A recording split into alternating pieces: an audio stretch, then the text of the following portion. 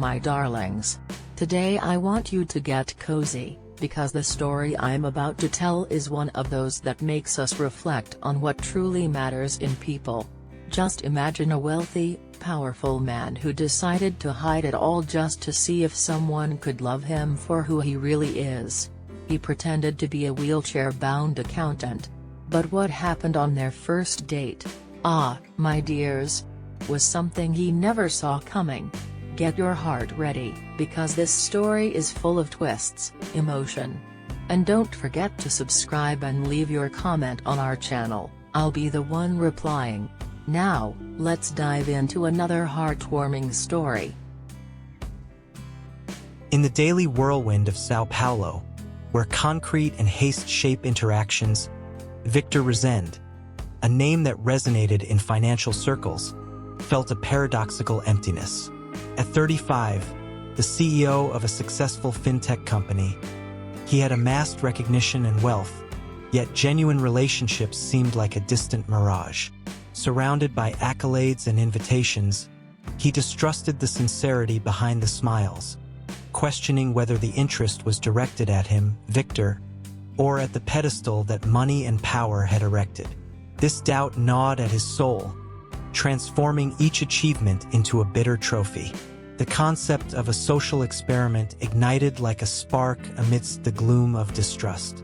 Victor, driven by an acute need to unveil the truth behind society's facades, meticulously crafted a daring plan to fabricate a fictitious persona, stripped of his established status and resources, in order to rigorously test the authenticity of human connections.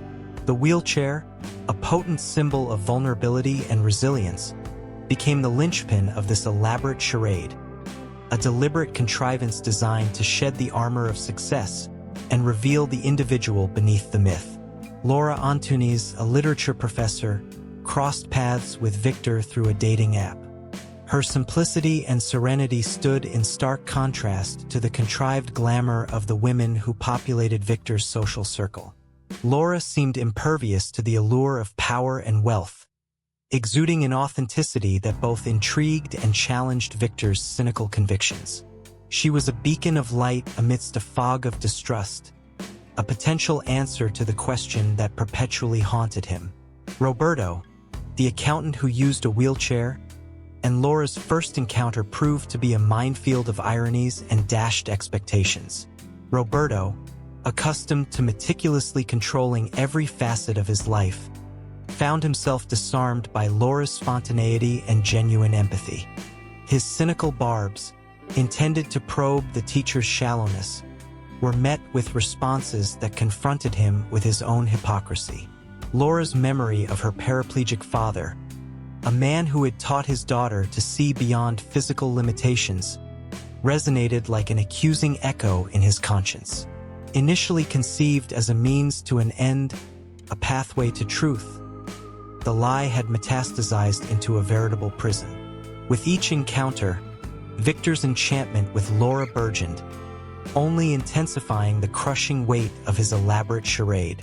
Torn between the fervent desire to reveal his true self and the paralyzing fear of forfeiting the connection he so deeply cherished, he found himself ensnared in an ever-thickening web of deceit.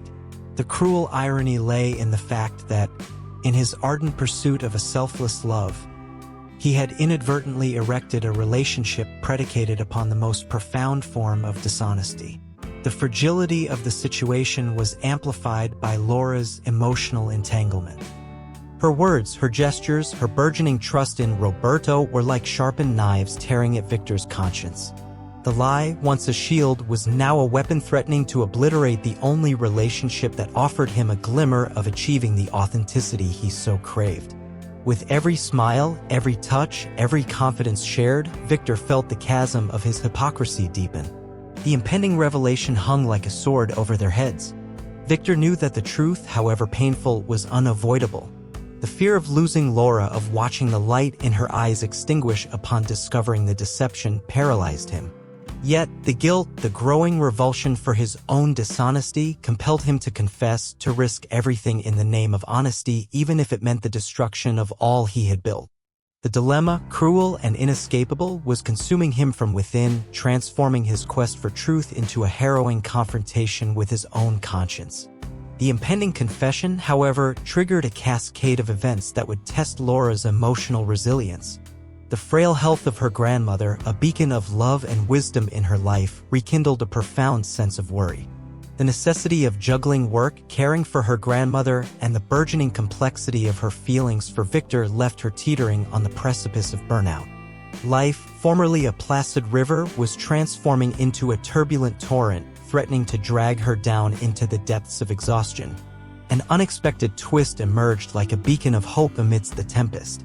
A phone call from the mechanic informing her that her car had been repaired and paid for by an anonymous benefactor piqued Laura's curiosity and gratitude.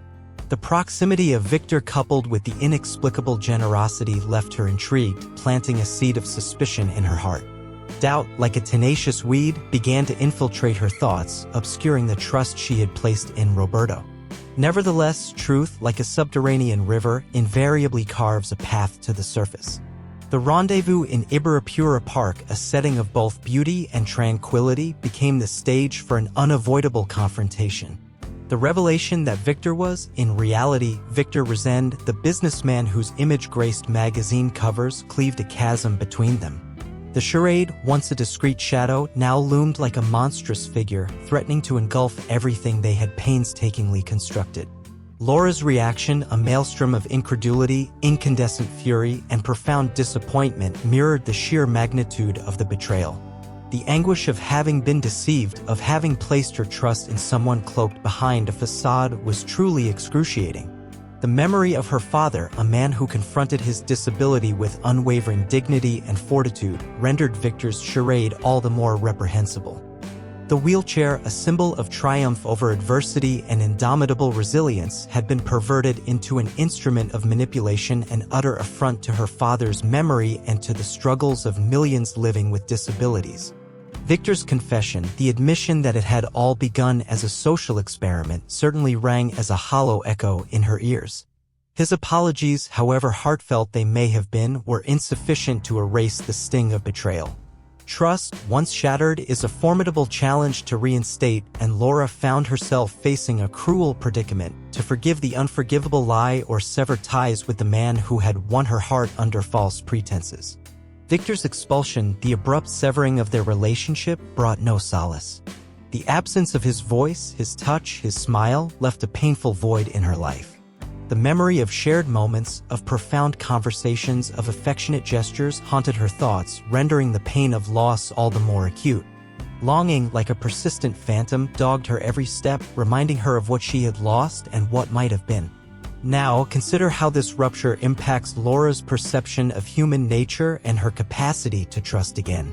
Loneliness, once a distant specter in Victor's life, now embraced him with the force of a gale. The vastness of his apartment, formerly a symbol of success and independence, had metamorphosed into a reverberating chamber, amplifying the void left by Laura's absence.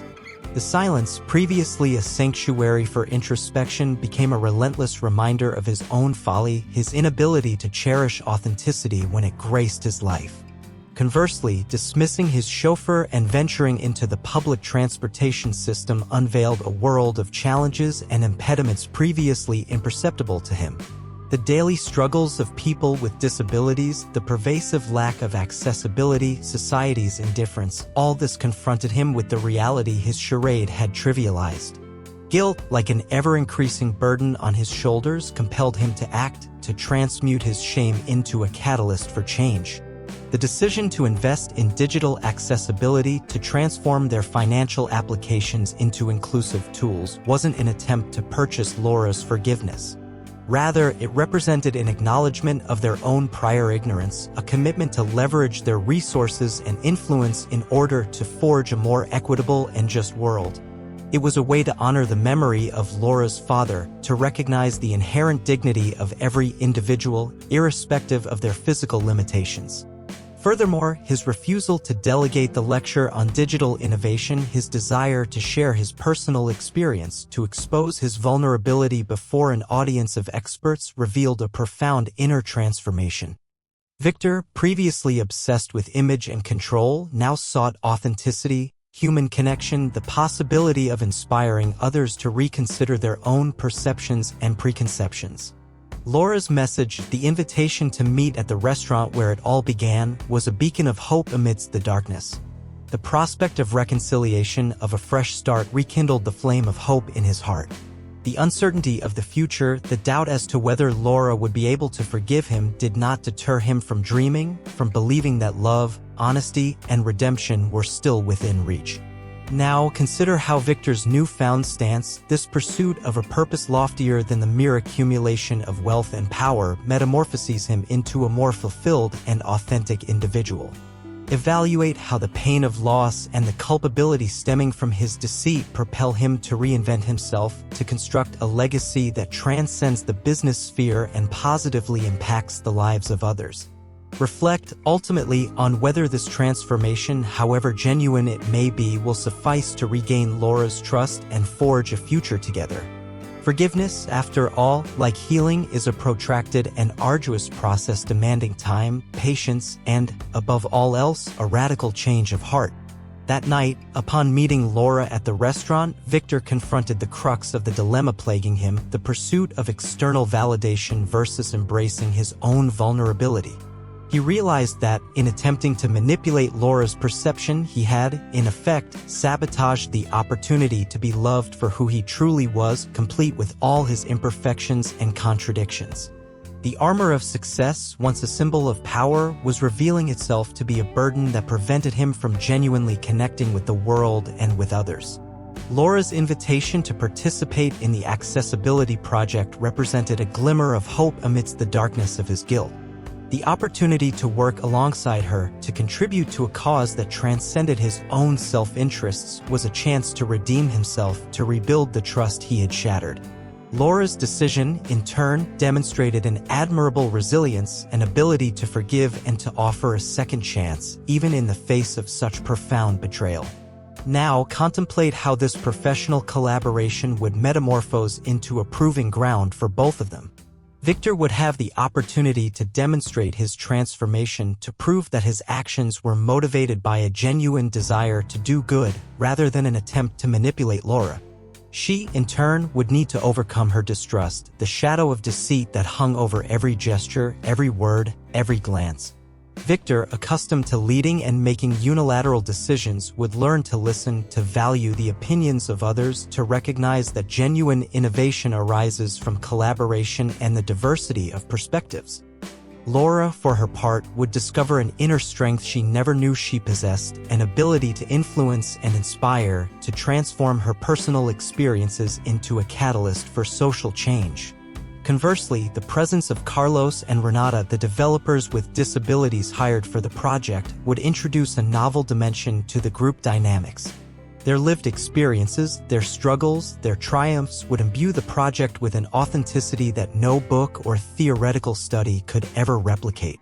The collaborative spirit between them, the exchange of knowledge and experiences, would foster an environment of reciprocal learning, affording everyone the opportunity for both personal and professional growth and transformation.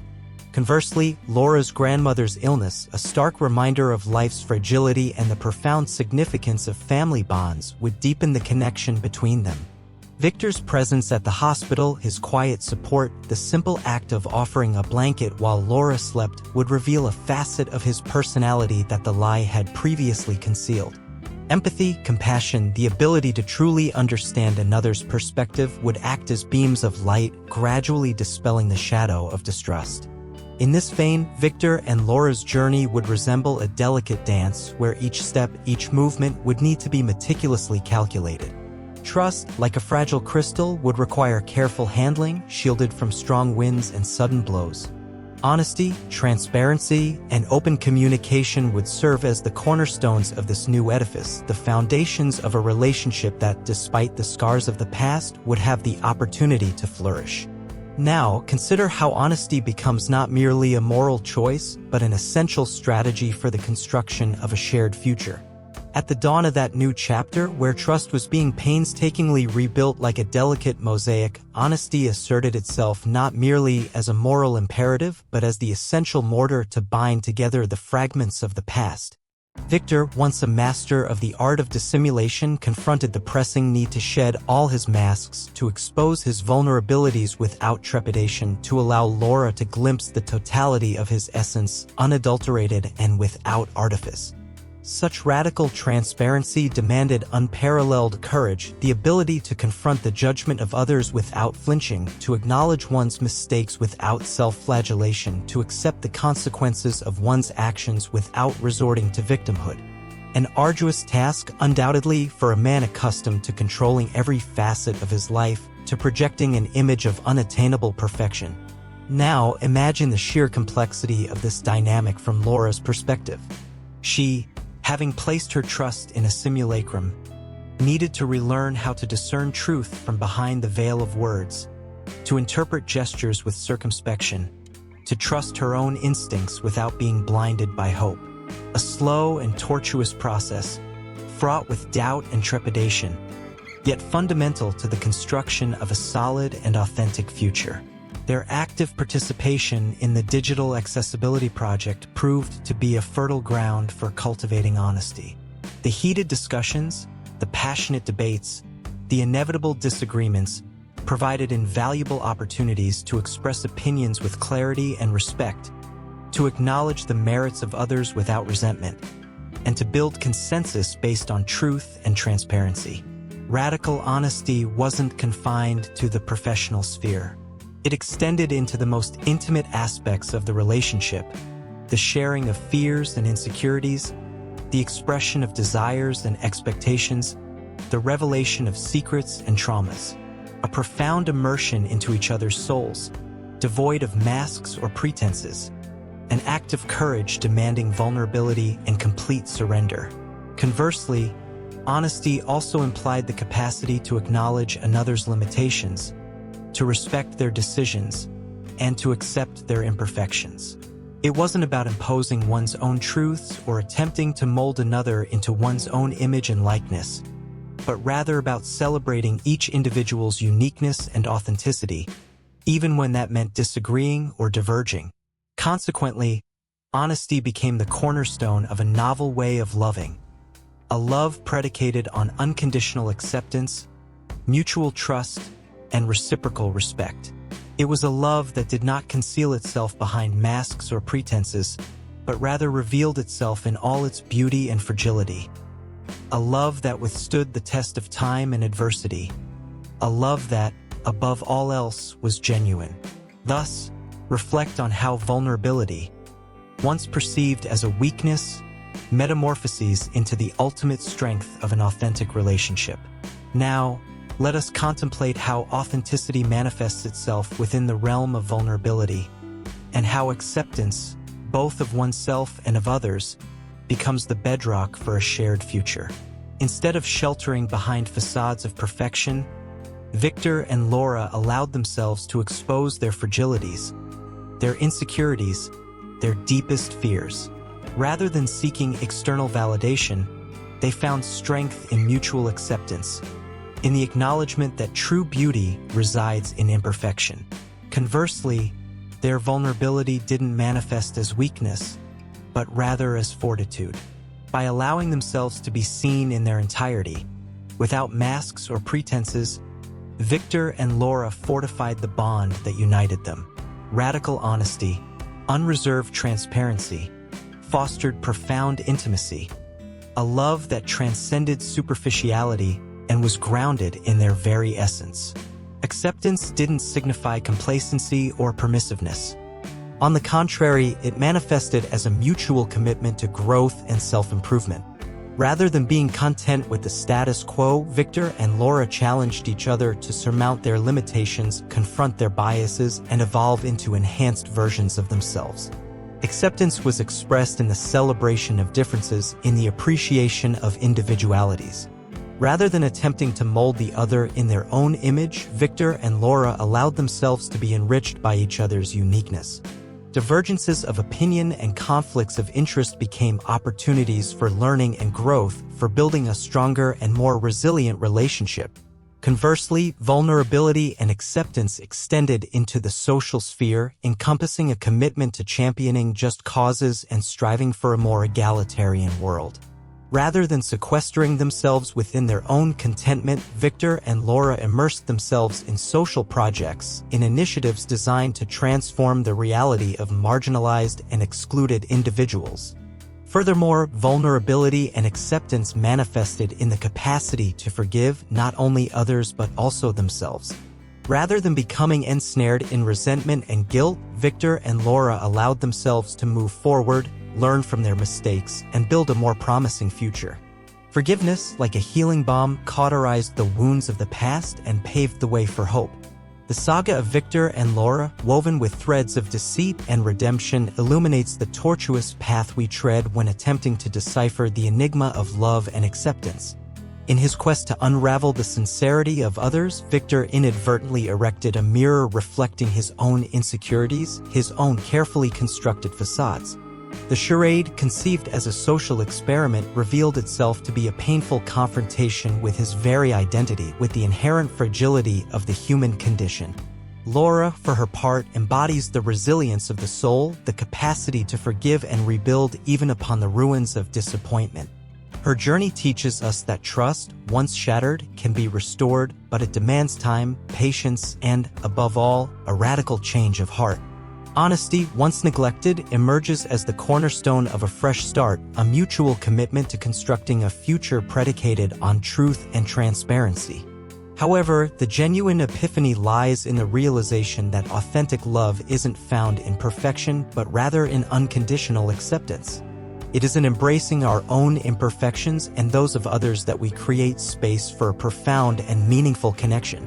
Vulnerability, once perceived as weakness, unveils itself as the greatest strength, the key that unlocks the doors to intimacy and compassion. May the story of Victor and Laura serve as a beacon guiding us through the darkness of mistrust and self-deception.